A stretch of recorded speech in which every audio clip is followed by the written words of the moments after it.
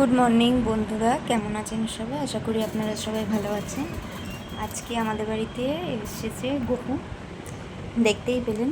আমার ওরকম ওখানে বিছানাটা পাতাই থাকে একটা তোষক দিয়ে, কারণ ওখানে আবার পিয়াংশু খেলা করে, কালার করে, বই পড়ে, তাই জন্য ওখানে পাতা থাকে। আর সব সময় তো মেয়েকে তো খাটে রাখা যায় না, ওই যে ঘুমাচ্ছে উনি, তাই জন্য ওকে আবার এখানেও এনে রাখা হয়, কারণ আবার রান্না করি, আবার এদিকে রান্না করতে হবে, কারণ তাই জন্য দরজাটা বন্ধ করে দিলাম আস্তে করে।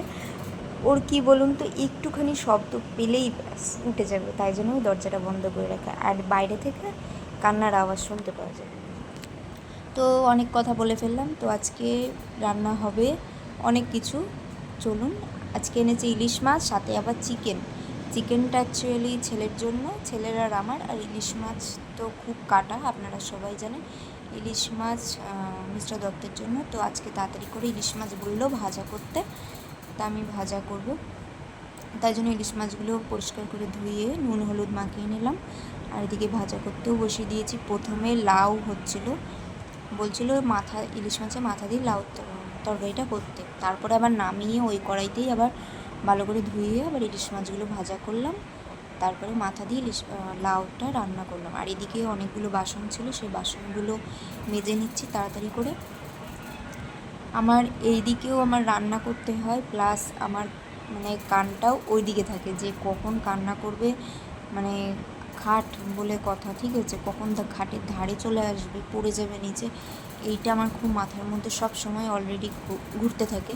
এদিকেও রান্না করছি, মনটা আছে আবার আমার মেয়ের দিকে, কারণ যদি কিছু হয়ে যায়, সেই রকম মানে সব দিক দিয়েই আমার খেয়াল রাখতে হয়, কারণ জানিনি তো আমার একা সংসার, সব দিক আমার সামলাতে হয়।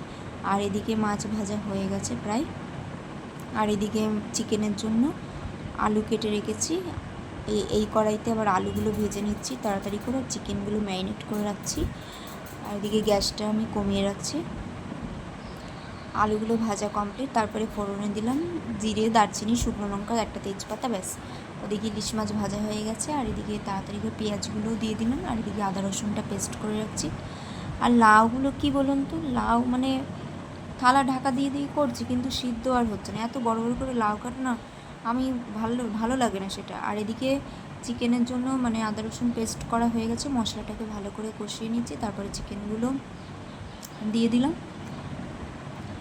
এখানে আমার বাড়িতে এখন গপু রয়েছে, এবার অপু মানে আমার ছেলে আসলে আবার গপু আবার স্নান টান করে চলে যাবে, কারণ দুজনকে এক জায়গায় করা যায় না, প্রচুর বদমাইশি করে। আর আজকে কি বলুন তো, আমার মেয়ে উঠেছে অনেক লেট করে, তা যতটা আমার রান্নাবান্না সব কমপ্লিটও হয়ে গেছে। আর এইদিকে চিকেনটা কষানো হয়ে গেছে, তারপরে জল দিয়ে দিয়েছি অল্প করে।